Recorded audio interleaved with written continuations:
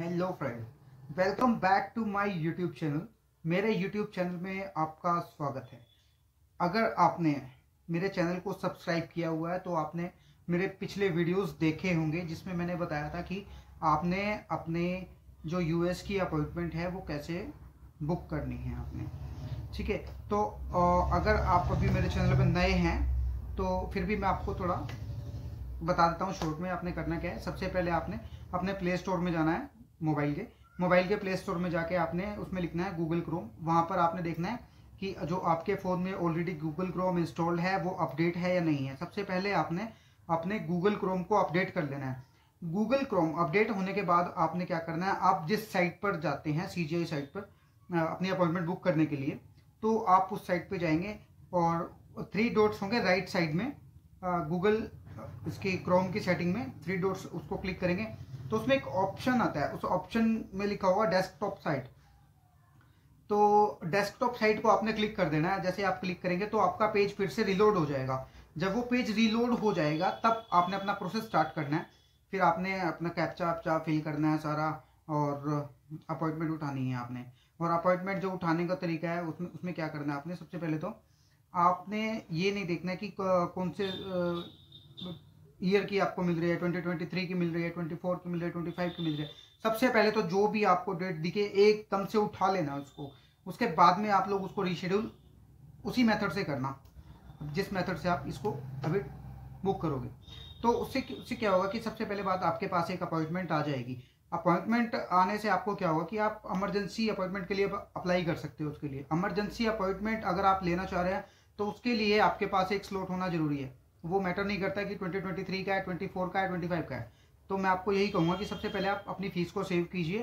सबसे पहले कोई भी स्लॉट मिलता है, कोई भी कौन से भी सन का मिलता है, 24 का मिलता है, 25 का मिलता है, 23 का मिलता है, वट कोई भी मिलता है तो आपने वो उठा लेना है। उसके बाद आपने क्या करना है, उसके बाद आपने उसको रीशेड्यूल के लिए ट्राई करना है।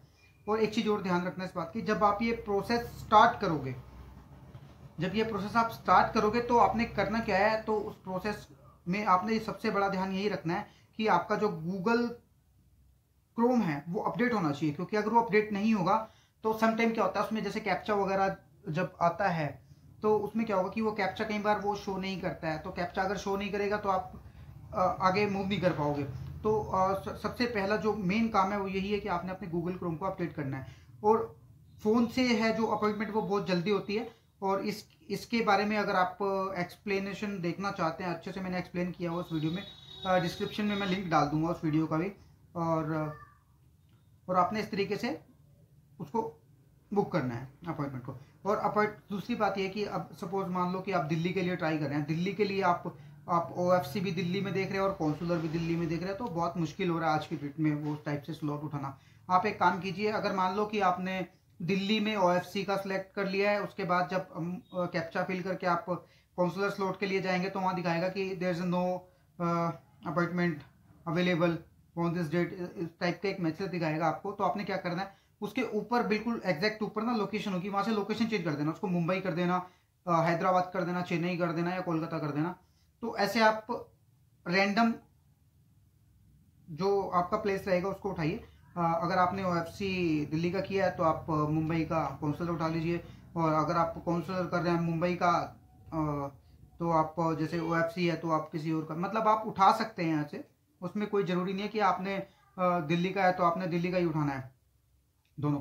तो आप ऐसे अपॉइंटमेंट ले सकते हैं। तो उससे क्या होगा कि एक तो आपके पास रेंज थोड़ा ज़्यादा हो जाएगी जहाँ पर आप अपॉइंटमेंट उठा सकते हैं, आपकी अपॉइंटमेंट हो जाएगी, आसानी से हो जाएगी। और इसमें एक चीज़ का आपने ध्यान रखना है, जो आपका गैप रहेगा वो गैप ध्यान से रखना। ऐसा ना हो कि आपने सपोज आपने 13 तारीख आपने उठाई है दिल्ली की और 14 तारीख आपने उठा लिया कोलकाता की, तो आपको एक दिन में जाने में प्रॉब्लम हो जाएगी। 3-4-5 दिन का गैप रखना ताकि आप आराम से ट्रैवल करके अपना इंटरव्यू दे सको। कोलकाता हो चाहे हैदराबाद हो चाहे कहीं भी हो, आप गैप के हिसाब से देख लेना। और ये भी देख लेना कि आपको कितना टाइम लगेगा वहाँ पहुँचने में। तो उसको देखते हुए ही आप गैप रखना बीच में, OFC स्लॉट के बीच में और आपके काउंसलर स्लॉट के बीच में। तो और मैं आपसे एक चीज़ और शेयर करना चाह रहा था कि अगर आप चाह रहे हैं कि आप रीशेड्यूल आप करना चाह रहे हैं और ऑलरेडी आपने स्लॉट उठा लिया है और पिछले वीडियो से काफ़ी लोगों को फ़ायदा हुआ, आप कमेंट में भी जाके आप मैसेज कर सकते हैं। जो और लोग हैं मैंने उनको भी बोला हुआ है कि कोई भी अगर कमेंट करता है तो आप लोगों ने भी उनकी हेल्प करनी है कि आपने स्लॉट कैसे उठाया, और आप भी उनको बताएंगे, तभी करके मैं भी हेल्प कर रहा हूँ आप लोगों की। और एक बात और है कि मैं किसी की भी हेल्प करने के लिए कोई भी पैसा चार्ज नहीं करता हूँ, मैं इवन 1 रुपया भी मैं चार्ज नहीं करता हूँ। और अगर आपको फिर भी प्रॉब्लम आती है अपॉइंटमेंट उठाने में और आप अपॉइंटमेंट नहीं उठा पा रहे हैं, या कोई प्रॉब्लम हो रही है आपको, या आपने कुछ डॉक्यूमेंटेशन के बारे में पूछना है, फंड्स के बारे में पूछना है, कोई भी आपकी क्वेरी है, तो आप मेरे को व्हाट्सएप पे टेक्स्ट कर सकते हैं, मैं सबका रिप्लाई करता हूँ वहाँ पर। तो और कोई इसमें कोई ऐसी घबराने वाली बात नहीं है, मैं 1 रुपया भी चार्ज नहीं करता हूँ, चाहे मैं व्हाट्सएप पे हेल्प करता हूँ, चाहे मैं फ़ोन पे हेल्प करता हूँ। मतलब ये मैं हेल्प ही करता हूँ, हेल्प करके मुझे अच्छा लगता है।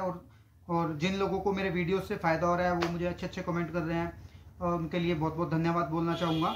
और सबसे बड़ी बात यह है कि ऐसे इतने अच्छे कमेंट मुझे मिलते हैं, मुझे पढ़ने के लिए मिलते हैं, तो उससे मुझे भी मोटिवेशन मिलता है कि मैं आपके लिए और भी इस तरीके के वीडियो लेके आऊँ, और मैं और किस तरीके से मैं आपकी मदद कर सकता हूँ।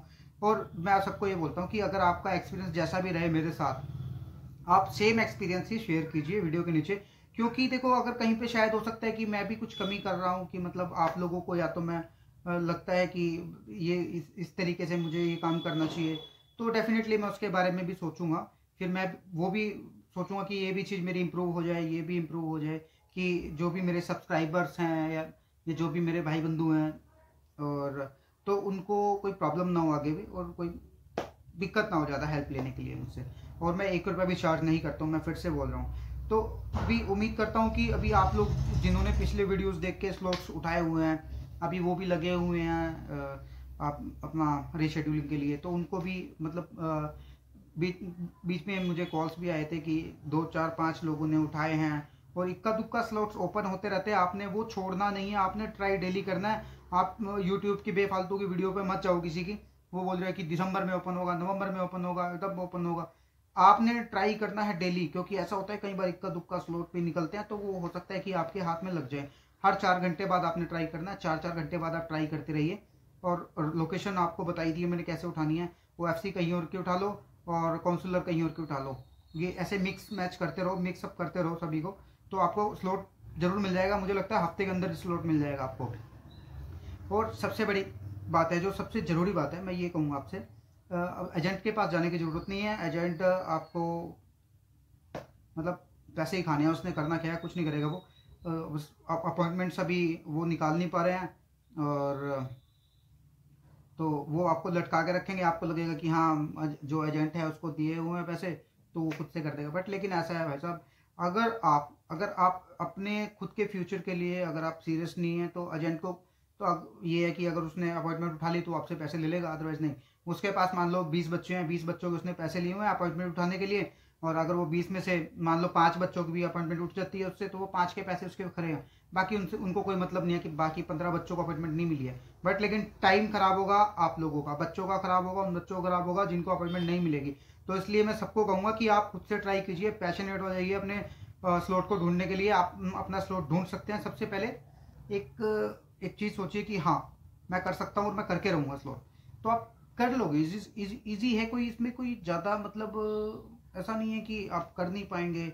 अगर आप पहले स्लॉट के टाइम पर आप हिम्मत हार जाएंगे तो आगे जाके क्या करोगे आप, मैं ये बोलूँगा आपको, आप स्लॉट के लिए खुद से ट्राई कीजिए, ठीक है। और अभी एक जो मेन जरूरी बात मैं बताना चाह रहा हूँ कि ऐसा अभी जो सबसे ज़्यादा हलचल हुई पड़ी है ना, सबसे ज़्यादा हलचल हुई पड़ी है दिल्ली वाले कॉन्सुलेट ऑफिस में। आप एक काम कीजिए, दिल्ली वाले में जरूर ट्राई करते रहिए। और मुझे लगता है कि दिल्ली में अभी ओपन हो रहा है, बहुत सारी डेट्स ओपन दिखाता है, वो दिखा रहा है, पहले नहीं दिखा रहा था, अभी वो अपडेट हो रहा है काफ़ी, मुझे लग रहा है उसमें शायद आप लोगों का काम हो जाएगा। तो आप दिल्ली में सबसे ज़्यादा ट्राई कीजिए फिलहाल, दिल्ली में और मुंबई में। और जो लोग हिंदी से जिन्होंने भरा हुआ है इंटरव्यू, तो आप दिल्ली और मुंबई चेक कीजिए, ठीक है। बाकी जिनका इंग्लिश में है वो कहीं पर भी चेक कीजिए, 5 कॉन्सुलेट है, 5 को 5 में ट्राई कीजिए आप। लेकिन जिनका हिंदी में है या रीजनल लैंग्वेज में है, तो वो अपने रीजनल लैंग्वेज के हिसाब से अपना जो उनका सेक्टर पड़ता होगा वहाँ पर ट्राई कीजिए। बट लेकिन हिंदी वाले हैं जो, वो मुंबई और दिल्ली का, और इंग्लिश वाले तो कहीं पे भी कर सकते हैं। और अभी सबसे ज़्यादा जो आपने ट्राई करना है वो दिल्ली के लिए ट्राई करना है। दिल्ली में आप कोशिश करो, काउंसलर उठा लो आप शायद मुंबई का, और आप ऑफ से उठा लो दिल्ली की, तो आप ऐसे भी कर सकते हैं। और आप मुंबई से आपने OFC का उठा लिया और काउंसलर उठा लिया दिल्ली का, आप ऐसे भी कर सकते हैं। अब आप समझ जाइए, आप ऐसे ही चेन्नई और हैदराबाद, हैदराबाद चेन्नई, हैदराबाद मुंबई, मुंबई चेन्नई, ऐसे करके आप अपने अपने अपने तरीके से आप OFC का कहीं और का उठा लीजिए और काउंसलर का कहीं और भी उठा लीजिए, तो आपको डेफिनेटली स्लॉट मिल जाएगा। और आज का वीडियो मैं ज़्यादा लंबा नहीं खींचूंगा, और जो पिछला वीडियो है उसका लिंक मैं डिस्क्रिप्शन में डाल दूंगा, और मैं व्हाट्सअप नंबर भी डाल दूंगा। किसी को अगर हेल्प की ज़रूरत होगी तो वो मेरे को टेक्स्ट कर सकता है। और प्लीज़ कॉल एकदम से मत कीजिए यार, क्योंकि मेरे को मालूम नहीं पड़ता कि किसका कॉल है। अगर आप मेरे को पहले टेक्स्ट कर देंगे, मेरे को मैसेज करेंगे आप, और आप मुझे बताएंगे कि आप ऐसे इसके रिगार्डिंग आपने बात करनी है, आपकी वीज़ा कैटेगरी है, और या आप इस डॉक्यूमेंटेशन के बारे में जानना चाहते हैं या प्रोसेस के बारे में जानना चाहते हैं, मुझे आप टेक्स्ट करना। मैं टेक्स्ट में रिवर्ट करके बता दूंगा कि आप मुझे इतने बजे कॉल कर लेना, फिर आप मुझे उतने बजे कॉल कर सकते हो, मैं कॉल रिसीव करूँगा आपकी व्हाट्सएप पे, ठीक है। तो अभी आज के लिए इतना काफ़ी है, और ज़्यादा वीडियो लंबा नहीं करूँगा। तो मैं दोबारा से फिर से यही कहूँगा कि अगर आप अभी भी मेरे चैनल पर नए हैं तो आप मेरे चैनल को सब्सक्राइब कर लीजिए, क्योंकि मैं शॉर्ट्स भी बना देता हूँ बीच में। जैसे मान लो कि मुझे पता लग गया है कि हाँ अभी ओपन होने वाले हैं, अभी स्लॉट ओपन हो चुके हैं, मैं साथ के साथ एक शॉर्ट वीडियो 30 सेकंड का शॉर्ट बना के मैं डाल देता हूँ कि भाई वो जल्दी आ जाओ, उठा लो, स्लॉट ओपन हो रहा है, डेट्स दिखा रही है। तो इस तरीके के मैं वीडियोस भी डाल देता हूँ, और आप मेरे चैनल को सब्सक्राइब कर लीजिए अगर आप अपडेट रहना चाहते हैं इसके रिगार्डिंग। और अगर आपका टॉपिक कोई और है या आप किसी और कंट्री के रिगार्डिंग अगर आप जानकारी चाह रहे हैं, कुछ इन्फॉर्मेशन चाह रहे हैं आप, कि आपको पता लगे डॉक्यूमेंट्स के बारे में या किसी भी चीज़ के बारे में, तो डेफिनेटली आप मेरे को कीजिए message on my WhatsApp. I will mention my WhatsApp number in description. तो आज के लिए इतना ही, और थैंक यू बहुत प्यार देने के लिए, थैंक यू सो मच।